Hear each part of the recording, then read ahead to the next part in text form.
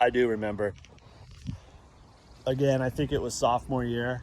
I graduated from the van to a Ford F-150 or F-250 pickup truck. For some reason, like that's what all the, I mean, I started the whole truck thing, I think, and we were all, I don't know, we kind of like, we like country music and that whole thing, you know, the pickup trucks and everything. And I remember I had the bright idea of taking like a gigantic American flag and a gigantic Confederate flag and attaching them to the back of my truck and driving around, which like this day and age would probably not fly.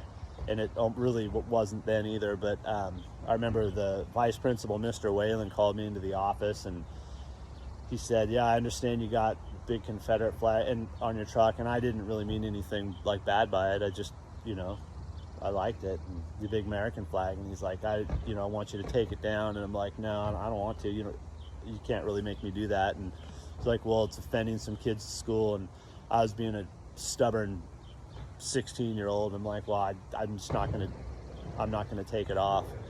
And so he's like, all right, well, let's see what your father has to say about that. So he called my dad. I don't know how, because he must have been at work and, you know, pre-cell phone.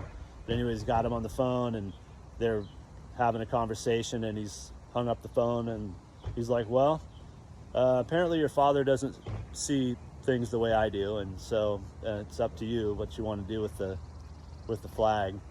It's like, all right, cool. So went through the rest of the day and then got home, and I said, so what'd you talk to Mr. Whalen about? And my dad goes, well, I told him to go mind his own effing business. I'm like, you did? I'm like, wow.